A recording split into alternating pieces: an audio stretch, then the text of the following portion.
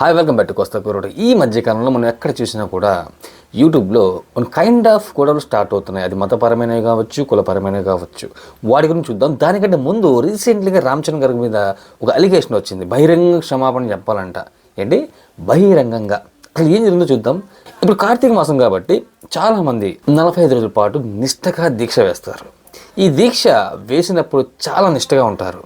అలాగే మన global star అయిన రామ్ చరణ్ గారు కూడా ఆల్మోస్ట్ ప్రతిసారి కూడా ఆయన మాలధారణ చేస్తుంటారు. ఇప్పుడు మ్యాటర్ ఏంటి అంటే రీసెంట్గా రామ్ చరణ్ గారు ఆయన ఏఆర్ రెహమాన్ ఎప్పుడో ఒక 3 సంవత్సరాల ముందు ఏఆర్ రెహమాన్ గారు ఇన్వైట్ చేశారంట. ఎవరిని? రామ్ చరణ్ గారిని కడప అమీన్ పీర్ దర్గాకి రమ్మని. బేసిక్గా ఇక్కడ ఈ కడప అమీన్ పీర్ దర్గాకి చాలామంది హిందువులు వస్తుంటారు. అది కూడా 80 ఏట కావడం వల్ల పెద్దగా చేస్తున్నారు అన్నమాట, గ్రాండ్గా. సో దానికోసం ఎప్పుడో చెప్పిన మాటకి ప్రజెంట్ రామ్ చరణ్ గారు ఆల్రెడీ మైసూర్లో షూటింగ్ స్టార్ట్ చేయబోతున్నారు కాబట్టి బుచ్చిబాబు మరి ఆ టీంతో కలిసి కడప దర్గాని దర్శించుకున్నారు. ఇప్పుడు మ్యాటర్ ఏంది, ప్రాబ్లం ఏంటంటారా? ఆయన అయ్యప్ప మాలలో ఉన్నారంట. అది దర్శించుకోవడం సనాతన ధర్మం కాదంట, ఆయన హిందువుల మనోభావాలు దెబ్బతీశాడంట అని రకరకాల ట్రోల్స్ జరిగాయి. నిజానికి రామ్ చరణ్ ఎప్పుడు కూడా కుల మతాలకి అతీతంగాను, అలాగే at the same time Khattar హిందువు కూడా ఉంటారు. ఆయన అతని రిలీజియన్ని ఫాలో అవుతూనే పక్క రిలీజియన్కి రెస్పెక్ట్ ఇస్తుంటారు. చాలామంది ఫ్యాన్స్ చాలా గర్వపడుతున్నమాట, మా Ram Charan proud to be A Ram Charan fan అని. అన్ని పక్కన పెడదాం. కానీ హేటర్స్ కూడా ఉంటారు కదా, దరిద్రులు, వాళ్ళ గురించి చూద్దాం. కానీ ఇక్కడ కొంతమంది హిందూ సోదరులకి చాలా బాధ వేసింది. అలా వెళ్ళడం వలన హిందువుల మనోభావాలు దెబ్బతిన్నాయనంట అని ట్రోల్స్ చేస్తున్నారు.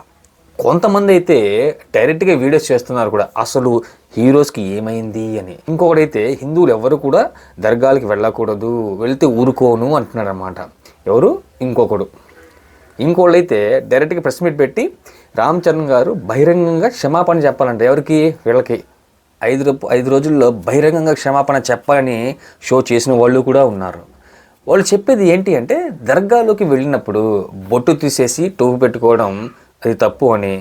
మరొకరైతే అసలు దర్గా అంటేనే సమాధి, అసలు ఎలా వెళ్తావు నువ్వు సమాధుల దగ్గరికి అయ్యప్ప మాల వేసుకొని అని ఇంకొకరైతే సనాతన ధర్మం కాపాడాలి, మనం ఎలా అయినా అన్య మతాల దర్గాలకు జీసస్కి వెళ్ళకూడదు అని చెప్పారనమాట. ఇది రామ్ చరణ్ సైతం కూడా వీళ్ళు హెచ్చరించారు.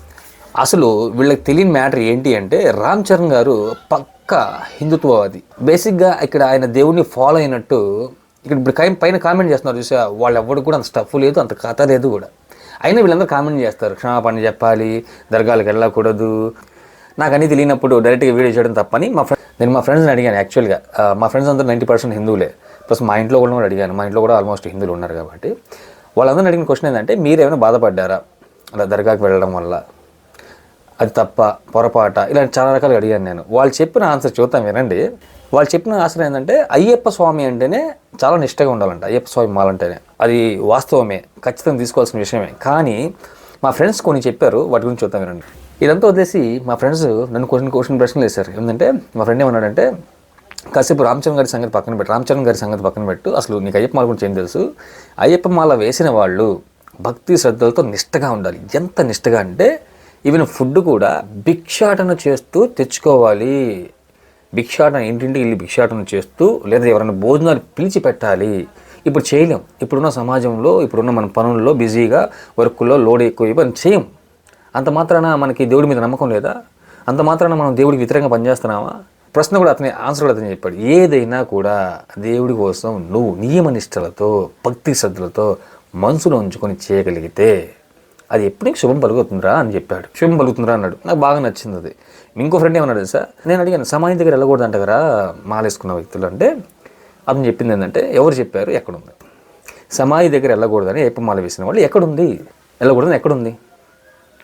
అశుభ కార్యక్రమం అటెండ్ అవ్వకూడదని ఉంటుంది. అది చెప్పిన అశుభ కార్యక్రమం అటెండ్ అవ్వకూడదు, వెళ్తే వచ్చి ఏదో పూజ చేయాలంట, అది చేసిన తర్వాత మళ్ళీ ఏదో చేయాలంట, అది చెప్పాడు.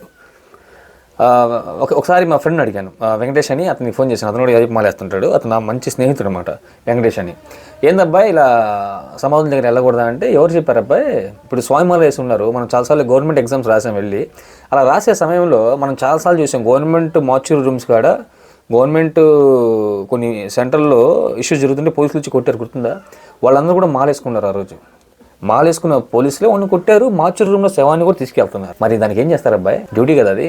అసలు నాకు అర్థం కాని లాజిక్ ఏంటంటే, ఇన్ కేస్ మన యొక్క విజ్ఞత వల్ల రామ్ చరణ్ గారు దేవుడి విషయంలో తప్పు చేశారు అని అనిపిస్తే, సారీ పొరపాటు, తప్పు కాదు ఏంటి, పొరపాటు చేశారు అనిపిస్తే రామ్ చరణ్ గారు దేవుడికి చెప్పుకుంటారు, క్షమించండి స్వామి తెలియక చేశాను అని. ఇన్ కేస్ తప్పు పొరపాటు అయితే నీకెందుకు చెబుతారు బహిరంగంగా వచ్చి క్షమాపణ? నాకు అర్థం కాల లాజిక్ అసలు ఎట్లా నాకు అసలు. ఏంటి, నీ యొక్క విజ్ఞత వల్ల అది నీ తప్పు అనిపిస్తే నీకెందుకు సమాధానం చెబుతారు? దేవుడి విషయంలో రామ్ చరణ్ గారు తప్పు చేశారు, పొరపాటు చేశారని ఆయన సంకల్పంగా గట్టిగా ఫిక్స్ అయితే ఆయన అయ్యప్ప స్వామికి వేడుకుంటారు, అయ్యా తప్పు పొరపాటు జరిగింది, ఇంకెప్పుడు జరగకుండా చూసుకుంటానని అడుగుకుండొచ్చేమో. నీకెందుకు, నీకు తెలియదుగా. అసలు నీకు బహిరంగ క్షమాపణ చేస్తే ఆయన చేసిన తప్పు ఒప్పై పెద్ద ఏం లాజిక్ నాకు అర్థం కాల అసలు. ఎవరయ్యా మీరు?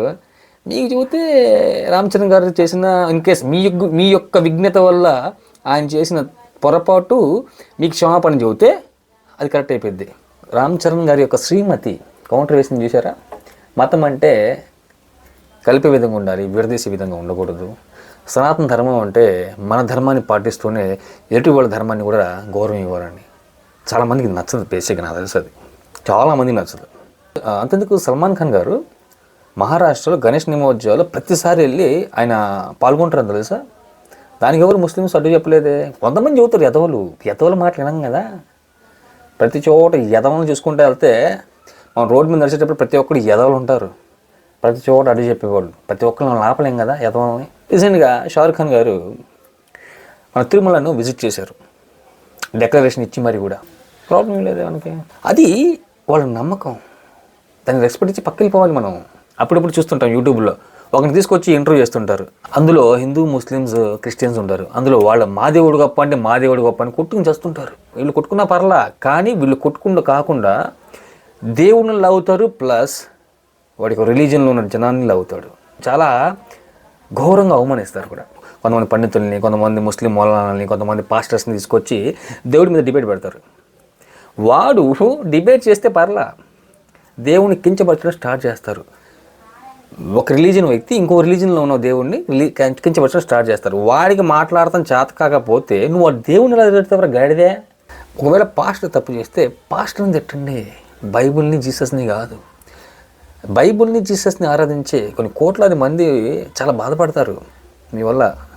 నువ్వు పాస్టర్ని తిట్టు, వాడు దొంగ, వాడికి మాట్లాడుతున్న చేత అది చేసేయడం అనుకుందాం. ఏంది, ఇంటర్వ్యూలో వచ్చిన పాస్టర్ గురించి చెబుతున్నాను నేను, బయట జనరల్గా ఉంటున్నాడు కాదు. ఒక మౌలానా వచ్చి అల్లానే గొప్పవాడు, అల్లా కంటే ఏది లేదు, అల్లానే గొప్పవాడు, కావాలంటే జీసస్, కావాలంటే భగవద్గీత చూడండి, బైబిల్ చూడండి అని చెబుతుంటాడు. ఎవడు అడిగాడండి మిమ్మల్ని? ఎవడు అడిగాడు రా అసలు నిన్ను? అసలు ఎవడు అడిగింది మిమ్మల్ని ఎవడు గొప్ప అని? ఎవడికి ఆడు గొప్పరా? ఎవడు తెలియ గొప్ప అంటే ఎవడు చెబుతారు? ఎవడు తెలియ ఆడు గొప్ప.